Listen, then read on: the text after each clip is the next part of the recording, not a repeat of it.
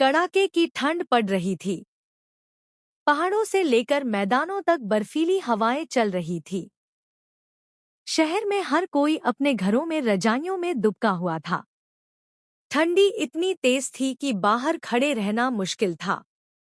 ऐसे में एक बूढ़ी माँ, जिनके कपड़े फटे पुराने थे, कांपती हुई अपनी बेटी के घर के दरवाजे पर पहुंची। उनकी आंखों में एक उम्मीद थी कि बेटी उन्हें अंदर बुलाएगी, प्यार से बिठाएगी और गर्म चाय का एक कप देगी। लेकिन क्या वास्तव में ऐसा हुआ? रामकली, जो लगभग 60 वर्ष की थी, एक छोटे से गांव में अकेली रहती थी। उनके पति का देहांत बहुत पहले हो चुका था।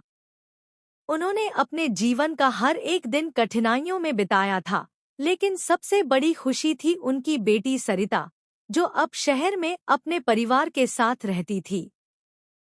सरिता की शादी एक अच्छे घर में हुई थी। उसका पति सरकारी अफसर था और दोनों की जिंदगी आराम से गुजर रही थी। घर में सुख सुविधाओं की कोई कमी नहीं थी। लेकिन वक्त के साथ सरिता अपनी मां से दूर होती चली गई। गांव में सर्दी अपने चरम पर थी। रामकली के पास गर्म कपड़े नहीं थे और ठंडी हवा उनके बूढ़े शरीर को कंपा रही थी। कई दिनों तक भूखी प्यासी रहने के बाद उन्होंने तय किया कि वह अपनी बेटी के पास जाएंगी। उन्होंने अपने पुराने चप्पल पहने, एक फटा हुआ शॉल ओढ़ा और लाठी का सहारा लेकर शहर की ओर चल पड़ी। गांव से शहर तक का सफर आसान नहीं था। रास्ते में ठंड की वजह से कई बार उन्हें लगा कि वह गिर जाएंगी, लेकिन बेटी के प्यार की उम्मीद ने उन्हें चलने की ताकत दी। रामकली किसी तरह सरिता के घर तक पहुंची। उन्होंने कांपते हाथों से दरवाजे की घंटी बजाई। कुछ मिनट बाद दरवाजा खुला। सामने सरिता खड़ी थी, गर्म कपड़ों में लिपटी हुई। उसने जब अपनी मां को इस हालत में देखा तो हैरानी से पूछा। रामकली की आंखों में खुशी थी। उन्होंने धीरे से कहा, बेटी, बहुत ठंड थी, गांव में रहने का कोई सहारा नहीं था, इसलिए सोचा तेरे पास आ जाऊं। सरिता थोड़ा असहज हो गई। उसने चारों ओर देखा, कहीं पड़ोसी देख तो नहीं रहे। फिर उसने धीरे से कहा, माँ, अंदर तो आ जाइए, लेकिन पहले अपने पैरों की धूल साफ कर लीजिए। रामकली को यह शब्द चुभे, लेकिन उन्होंने कुछ नहीं कहा। वह धीरे धीरे घर के अंदर आई। सरिता का घर बहुत बड़ा था, हीटर चल रहा था, लेकिन माँ के लिए कोई गर्म कपड़ा नहीं था। रामकली को बैठने के लिए कुर्सी दी गई, लेकिन उनके हाथ पैर इतने ठंडे थे कि वह कांप रही थी। उन्होंने धीरे से कहा, बेटी, कुछ गर्म चाय मिलेगी? सरिता ने नौकर से कहकर चाय बनवाई, लेकिन खुद उन्हें देने नहीं आई।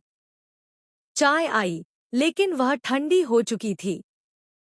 रामकली ने धीरे धीरे चाय पी, लेकिन ठंड से उनका शरीर सुन्न हो रहा था। शाम को जब सरिता का पति रवि घर आया, तो उसने रामकली को देखा और थोड़ा असहज हो गया। उसने सरिता को एक कोने में बुलाकर धीरे से कहा, यह कब तक रहेंगी यहाँ? हमारे दोस्तों की पार्टी है अगले हफ्ते, यह यहाँ रहेंगी तो अच्छा नहीं लगेगा। सरिता ने माँ को अलग कमरे में रहने के लिए कह दिया। वह कमरा घर का सबसे ठंडा कमरा था, जिसमें हीटर तक नहीं था। रात को रामकली ठंड से कांप रही थी, लेकिन उन्होंने किसी से कुछ नहीं कहा।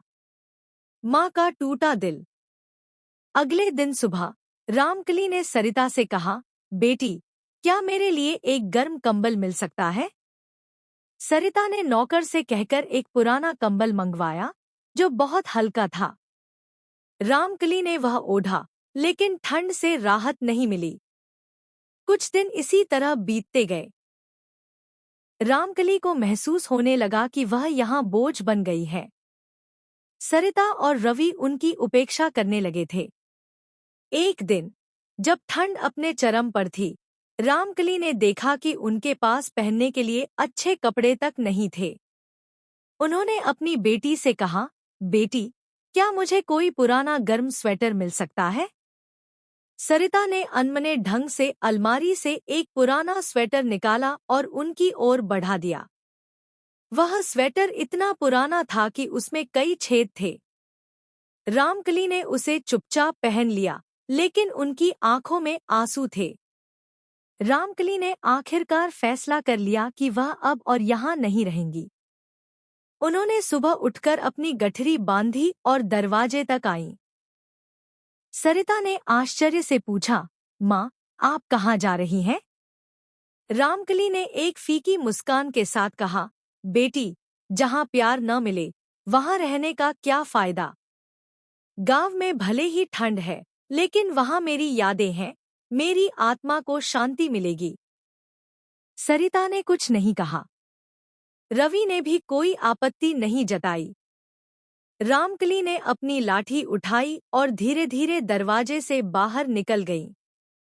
रामकली जब गांव पहुंची तो उनका शरीर ठंड से कमजोर हो चुका था। कुछ ही दिनों बाद वह बीमार पड़ गई।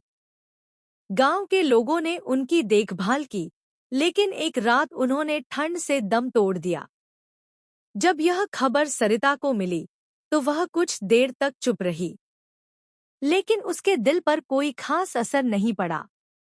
उसने अपने पति से कहा, अच्छा हुआ, अब कोई चिंता नहीं रही। लेकिन समय किसी को नहीं छोड़ता। कुछ साल बाद जब सरिता बूढ़ी हुई और उसके अपने बच्चे बड़े हुए, तो उन्होंने भी उसकी परवाह करनी बंद कर दी। एक दिन जब वह भी अकेली पड़ गई और ठंड से कांप रही थी, तब उसे अपनी माँ की याद आई। लेकिन तब तक बहुत देर हो चुकी थी। यह कहानी हमें सिखाती है कि माता-पिता हमारे जीवन की सबसे बड़ी पूंजी होते हैं। उनकी सेवा करना हमारा कर्तव्य है। जो संतान माता-पिता की उपेक्षा करती है, उसे एक दिन उसी दर्द का सामना करना पड़ता है। कभी भी अपने माता-पिता को बोझ मत समझो, क्योंकि उनकी दुआएं ही तुम्हारे जीवन की असली गर्मी है।